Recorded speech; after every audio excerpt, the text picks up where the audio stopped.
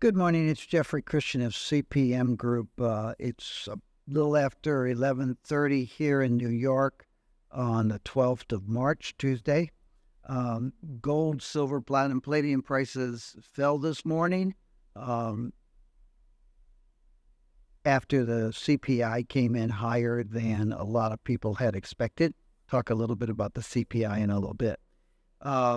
They had, of course, risen gold to new record levels over the last couple of weeks. And we wanted to update on the markets. We have been using portions of our Silver Fact and Fantasy online webinar seminar as our Tuesday and Friday videos for the last few weeks.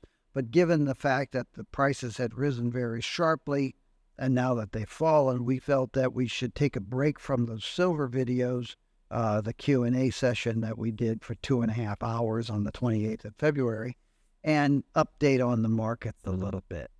To update on the markets, I had thought about putting in a whole lot of economic charts here to talk about the fact that we really are in a mixed economic environment. There are people who can pick out different variables in economic statistics and say, look, clearly we are still growing very strongly.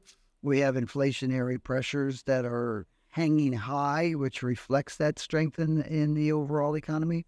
And then there are people who can pick out other things and say, clearly we're headed toward a recession. And they're both right. We are in a place in the economy which is in a transition. We have a relatively strong economy right now. The monetary policymakers are trying to quell inflation while keeping the economy strong. But quite frankly, the economy has been stronger than a lot of people thought. Unemployment has been rising stronger than expectations. Unemployment has started to rise because people are coming back into the workforce. You have a number of other variables that are showing strength, and then you have variables like housing starts that are showing weakness. And what you're looking at is probably a transition from an expansion into and toward a recession, which is what we've been saying you should expect in 2024, 2025 all along. And so you have these mixed economic factors, and they have a pull in both directions on asset prices, stocks, corporate bonds, commodities. Oil rose sharply, came back off a little bit more. Gold and silver rose to record levels and came back off. And that's where we are in this economy. So we have been saying that on a short-term basis, we thought that the gold price and silver prices would fall back a little bit in recent weeks, and they haven't. They've rose to new highs. I know they are off today, but they've been stronger than we had anticipated. And I'll talk a little bit about that when I get into the markets. Let's talk about inflation. This is the year-over-year inflation. The brown line is core inflation, and it was about 3.8% in February. It is continuing to decline, but it's holding up much higher than a lot of people thought it would, and definitely a lot higher than the Federal Reserve Board would like to see. If you disaggregate it, you'll see, let's look at the blue line, which is all items, including the more volatile food and energy. And you can see that it has fallen much more sharply, really in the first half of last year. And it has been around, 3.6% since then. It was about 3.2% in February. If you disaggregate it and you look at it all, what you see is that food purchased for consumption in the home was very low. Last month, there was about 1% increase, which is good. Food consumed outside the home was up about 4.5%. That's not so good. The two big areas where we're still seeing a lot of inflationary pressures are in transportation services. Truckers are having trouble finding drivers. And with the stronger economy, there is an increased demand for goods being delivered around the country. So we're seeing transportation services costs rise. They were about 5.9% now. Let me just get that right. They were 9.9% in February. The other pocket of inflationary pressures are housing costs, what the Bureau of Labor Statistics call shelter, and that was 5.9% or 5.7% in February. So those were the pockets of strength.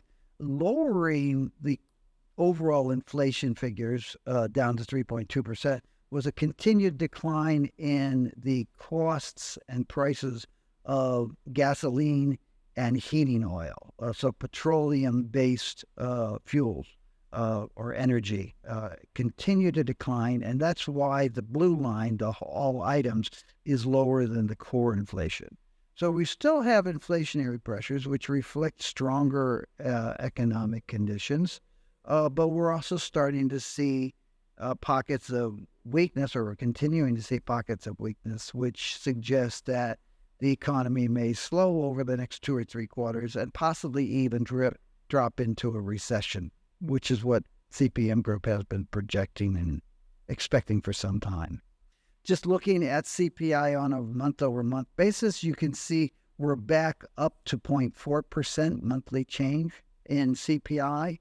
That is, as high as it was last September, and again also in February and April. This only goes back to February 23. I wish that the the Bureau of Labor Statistics had bigger data, because if you go back to 2021, 2022, inflation was much higher than it is now.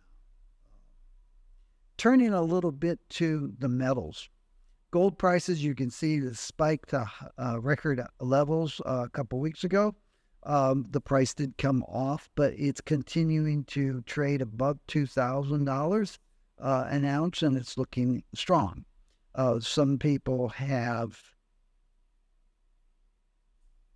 what would you call it, demonstrated a lack of knowledge of arithmetic, and they've criticized us for saying that we thought that the gold price would average 2050 or higher this year, and they're saying, scoffing at us because the price has gotten up to 2,100. It's been over 2,100 for a week or so, and we're looking at an annual average basis, and I'll get back to that in a second. But we are seeing record high gold prices, and we expect to continue to see record high gold prices.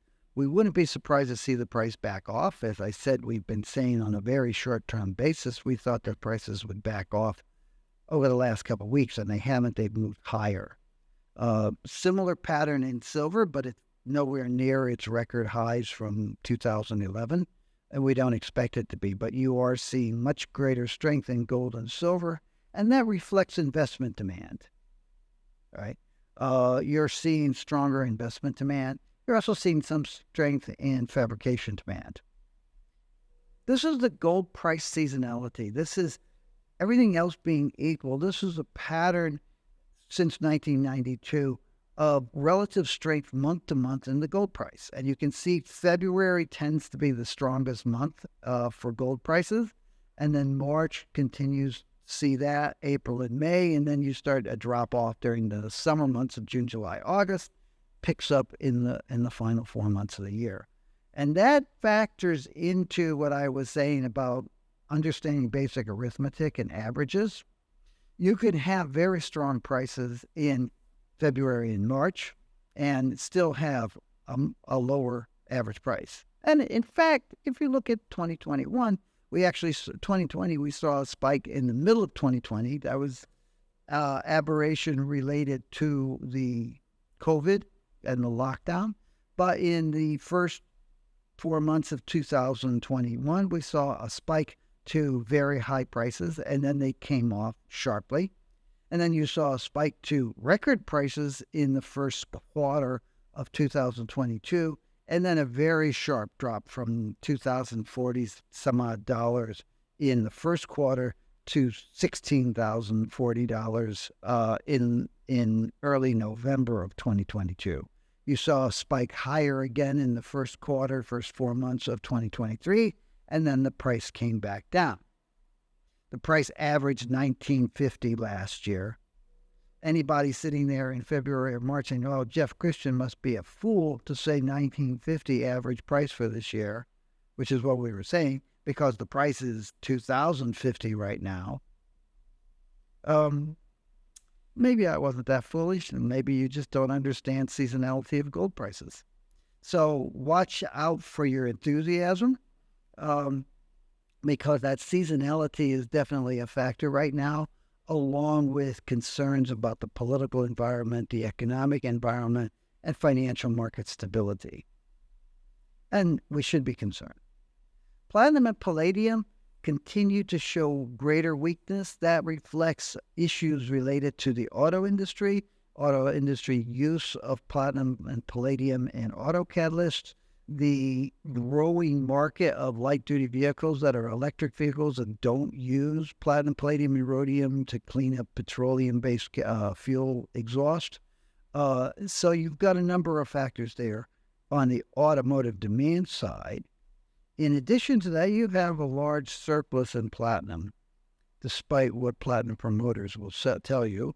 And you also have a lot of investors who are bailing out of these metals because they feel that the flower has turned, and that the bullishness that you saw toward palladium 2019 into 2022 has faded, and the bullishness that you saw in platinum has faded. And we'll probably do a market commentary soon, talking about the fact that in our December 2023 Platinum Group Metals Long-Term Outlook Report, which takes our supply-demand price projections out to the year 2050, so 26 years right now.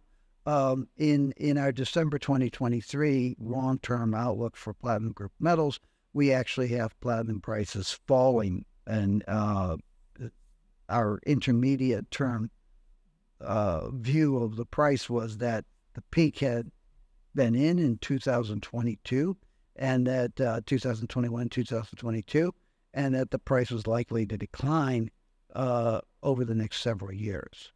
Similar outlook and expectations for palladium, and investors as a group seem to be leaning on the short side and getting out of long positions and being more willing to trade these metals on a short side. We will be launching our gold yearbook in a couple weeks. Silver yearbook will come out in the middle of May, and the platinum yearbook will come out in the middle of July. Excuse me if I have a cold, but I have a cold. That's what we have here today. You can go to our website, cpmgroup.com, and you can get other free reads. You can send us an email at info@cpmgroup.com and ask us how we can help you manage your exposure to precious metals and other commodities, because we do research across commodities right now. That's all I have for now. Take care of yourself and take care of other people, and try to do something good for the world to help us get a little bit further down the road. And we'll talk to you soon, although I will say that we'll probably pivot back to doing more excerpts from the Silver Facts and Fantasies as videos later this week and next week, simply because there's a lot of inaccurate information about silver that's circulating right now. And some of it is just bad data and bad analysis, but some of it reflects, it's inaccurate. It's incoherent, and some of it just seems like outright insanity right now. But you do see the trolls coming back, and you do see some really crazy things being said about silver. So we're finding that we're spending more time talking about silver, partly batting down these inaccuracies, and partly because it's a very interesting metal at a very interesting junction in itself. Again, take care of yourself, take care of those around you, try to be good, and we'll talk to you soon.